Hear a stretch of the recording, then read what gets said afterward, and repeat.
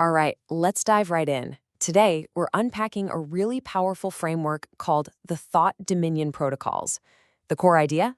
It's all about learning to take direct, conscious control of your own mind so you can fundamentally command your own reality. So, where does this all come from? Well, it's actually built on a foundation that's over a century old. This quote from James Allen back in 1903 is the philosophical cornerstone. It's this beautiful idea that our inner world, our thoughts, our character, is what actually creates our outer world. And this is where it gets really, really interesting. That piece of wisdom from over 100 years ago is now being proven, confirmed with hard science. What used to be a powerful philosophical idea is now understood as a measurable biological process. We're literally talking about an idea becoming a physical reality inside your head. Okay, let's get into the first section and look at the actual biology of this. This isn't about wishful thinking or magic. It's about understanding the command structure of your own brain. This right here is the absolute heart of it, neuroplasticity. Your thoughts aren't just these passive little clouds floating by. No way. Every single one is an action. Think of it like this. Each thought is a little construction crew, physically reinforcing some connections in your brain and letting others weaken. You are literally sculpting the physical structure of your brain, thought by thought, moment by moment. So how does this sculpting actually happen? Well, a huge piece of the puzzle is your reticular activating system, or RAS. The best way to think about it is like a bouncer at the club door of your conscious mind. It's sifting through an insane 11 million bits of information every single second, but it only lets about 40, that's 40, bits through to you. So what gets past the velvet rope? Whatever you tell it to look for. The thoughts you repeat become the VIP list. You tell your brain to look for opportunity, your RAS will find it. You tell it to look for problems, guess what it finds? But here's the real kicker. Look at this chart. Most positive thinking stuff only deals with that tiny little 5% sliver at the top, our conscious commands. But the vast majority of what's happening, a staggering 95%, is running on autopilot. It's driven by subconscious scripts and these deep, unconscious programs we're not even aware of. And that right there is why just trying to think positive often feels like it doesn't stick. To achieve true dominion, you can't just work on the surface. You've got to go deeper. You have to learn how to access and rewrite the underlying code that's actually running the whole show. All right, so let's move on and see how we actually build this foundation of internal power. The whole idea is you have to construct an unshakable inner world first before you even try to go out and conquer the outer one. At the very heart of this inner kingdom is something called the Dominion Triangle. It looks simple, but it's incredibly powerful. It all starts with your commands, your thoughts. Those commands are armed by your weapons, your beliefs, and the whole thing is protected by your fortress, your character. Let's break each of these down. Okay, first up, command. This requires a fundamental shift in how we see our thoughts. They're not just you narrating your day to yourself. No, they are active commands. They are orders you issue from your mind's command center that tell your body how to feel, your RAS what to notice, and can even influence your biology all the way down to the cellular level. So if thoughts are the commands, then beliefs are the weapons they use. A belief like, I can figure anything out. Well, that's a powerful weapon that amplifies everything you do. But a belief like, I'm just not smart enough. Well, that's a weapon pointed right back at yourself. You have to become your own blacksmith, consciously forging the beliefs that will serve you in battle. And finally, you've got to have your fortress. This is your character. It's your integrity, your discipline, your ability to follow through.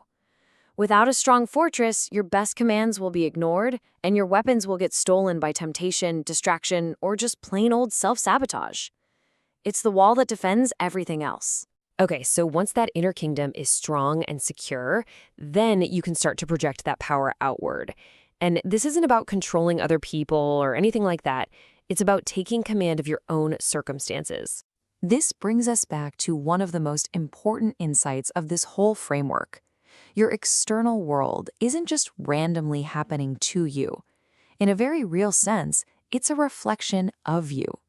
The idea is that your circumstances are like a giant mirror, showing you the true state of your inner kingdom, your thoughts, your beliefs, your character. Let's make this super concrete. Picture two leaders, right? They're facing the exact same economic crisis. The first leader's internal command is, "We're defeated. This is a disaster." And what happens? Reality rushes to obey. Clients pull out, the team panics, it's a mess. The second leader, same situation, issues a totally different command. "This is our battlefield for expansion." And their reality also obeys. They find new partnerships, innovate, and uncover hidden opportunities. Same circumstance, different command, completely different reality. So what this really boils down to is that every single day you are building your future with your thoughts. The only question is, are you being the architect, consciously drawing up the blueprint? Or are you basically a squatter, just living in whatever future gets built by your old programming, by your culture, or by other people's plans? Now, this all sounds great in theory, right? But how do you actually do it? How do you apply this stuff? Let's get practical and look at a few tools from the protocols you can start using immediately. Here's an incredibly powerful technique you can use in the heat of the moment. The next time you catch a negative, self-sabotaging thought spiraling, try this. Literally say, "Stop," out loud. The sound and vibration physically interrupt that neural pattern. Then take 3 deep breaths that calms your nervous system down. Then ask yourself this critical question. What would the commander version of me think right now? And then you consciously replace the old thought with that new command. You're actively rewiring your brain in real time. That's amazing. But here's the thing. You can't defeat an enemy you don't even know is there. Before you can systematically replace these sabotaging thoughts, you need to get a really clear picture of what you're actually thinking all day. And that is where a thought frequency analysis comes in. The process is actually super simple. You just set a few random alarms on your phone throughout the day.